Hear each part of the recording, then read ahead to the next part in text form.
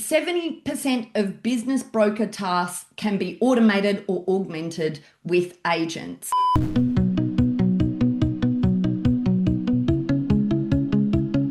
Today we are covering AI agents and a number of things that are brand new.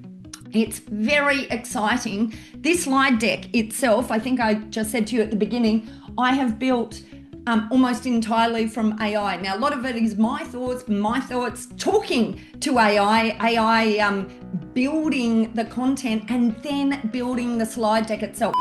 70% of business broker tasks can be automated or augmented with agents.